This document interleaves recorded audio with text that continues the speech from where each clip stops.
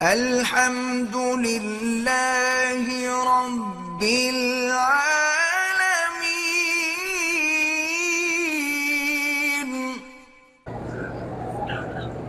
میرے بھائی نے ماں باپ کی اجازت کے بغیر نکاح کیا ہے، اس لڑکی کا پہلے سے بھی نکاح تھا، بہرحال نکاح نہیں ہوتا، نکاح پر نکاح نہیں ہوتا، توبہ کرو، استغفار کرو اور اپنے والدین کو راضی کرو۔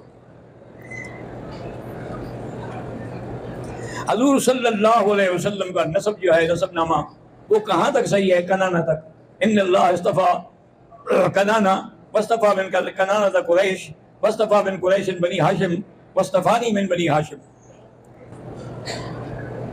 کہتے ہیں جی کہ بعض لوگ ایسے بھی ہیں جن کو کچھ بھی نہیں آتا، وہ بس لوگوں کو دیکھ کر بغیر پڑھے بس برا کر رہے ہوتے ہیں۔ اللہ قبول کرے گا، اللہ کے بندے کو پڑھنا ضروری تو نہیں ہے، عمرے میں طواف ضروری ہے، صفا ضروری ہے، 2 رکعت واجب طواف ضروری ہے، کوئی کلام پڑھنے کی ضرورت نہیں ہے، یہ کام تمہارے پیروں کے لیے ہے۔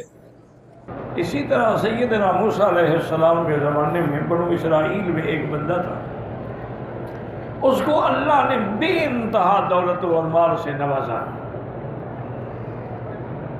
ہر قسم کا مال تھا اس کے پاس۔ اس نے موسیٰ علیہ السلام سے عرض کیا کہ حضور اللہ سے میری درخواست کریں کہ اب مجھے اور مال نہ دیں اور نعمتیں نہ دیں، مجھ سے یہی نہیں سنبھالی جاتی، تو مجھے اتنا دے دیا ہے انہوں نے کہ میں بالکل مطمئن ہوں، بلکہ اطمینان سے بھی مجھے زیادہ مل رہا ہے، اب مجھے اور نعمت نہیں چاہیے۔ موسیٰ علیہ السلام نے بھی عرض کیا تو اللہ نے فرمایا کہ موسیٰ تم میرے پیغمبر ہو، میرے بندے کو بتا دو کہ میری نعمتوں پہ شکر کرنا چھوڑ دے، ہم دینا بھی چھوڑ دیں۔ جب وہ شکر نہیں چھوڑتا تو میں نعمتیں دینا کیوں چھوڑ دوں؟ میرے خزانے میں کوئی کمی آ جائے گی؟ تو اس لیے شکر کرا کریں، لیکن شکر کا معنی یہ نہیں ہوتا میرے بزرگوں، میرے بھائیوں، کہ اللہ تیرا شکر ہے، اللہ تیرا لاکھ لاکھ شکر ہے، یہ شکر نہیں ہوتا ہے، یہ تو ایک رواج ہے، ایک عادت ہے، یہ کوئی شکر نہیں ہے۔ شکر کا معنی پہلا یہ ہے کہ ایمان ہو، اگر ایمان نہیں ہے لاکھ شکر کرو کوئی شکر نہیں۔ شکر تو کافر بھی کرتے ہیں، لیکن چونکہ ایمان نہیں ہے تو لہذا وہ شکر نہیں ہوگا۔ ایمان کے بعد دوسرا شکر کا معنی جو ہے وہ یہ ہوتا ہے کہ جو اعضاء اور جو نعمتیں اللہ نے ہمیں دی ہیں وہ اللہ کی فرما برداری میں خرچ ہوں۔ اللہ نے ہمیں آنکھیں دی ہیں تو قرآن پڑھیں، حدیث پڑھیں، کعبۃ اللہ دیکھیں۔ اللہ نے ہمیں پاؤں دیے ہیں تو نماز کی پابندی کریں، ہاتھ دیے ہیں وضو کی پابندی۔ تو اللہ کی جتنی نعمتیں ہمیں دی ہوئی ہیں اس کے کام میں لگے۔ اگر تم نے آنکھوں کو غیر محرم عورتوں کے چہرے پہ ڈالا ہے تو یہ ناشکری ہے، یہ شکر نہیں ہے، تم نے اس کی نعمت کو غلط جگہ پہ استعمال کیا۔ اسی سے آپ اندازہ لگا کہ میاں بیوی ملیں تو صرف ملنے کا لذت نہیں بلکہ عبادت ہے، لیکن کسی غیر عورت سے ملے تو پھر زنا ہے، جہنم ہے۔ تو اگر آپ کے اعضاء اللہ کی فرما برداری میں کام آ رہے ہیں یہ شکر ہے۔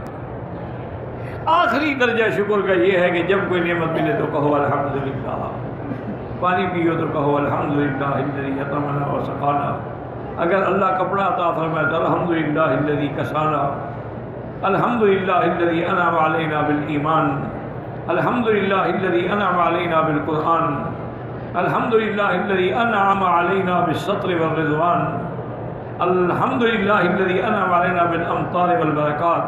تو ہر چیز پہ پھر زبان کا بھی شکر ہو، لیکن جب کافروں نے شکر کے بجائے الٹا کفر کیا، نتیجہ کیا نکلا؟ وَأَحَلُّوا قَوْمَهُمْ دَارَ الْبَوَارِ، انہوں نے اپنی قوم کو ہلاکت کی وادی میں، ہلاکت میں گڑھے میں گرا دیا۔ وہ دار البوار کیا ہے؟ بوار مانا ہلاکت، جیسے آتا ہے قوما بورا، اس طرح یہاں بھی بوار کا لفظ ہلاکت ہے، اور آگے اسی کی تفسیر ہے کہ وہ ہلاکت کیا ہے؟ جہنم یصلونہا، جہنم، اس سے بڑی ہلاکت کیا ہوگی کہ وہ اسی میں جلیں گے۔ اور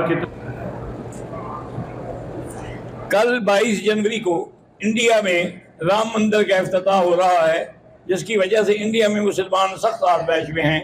امن و امان کی دعا، اللہ کرے مسلمانوں کی حفاظت کرے۔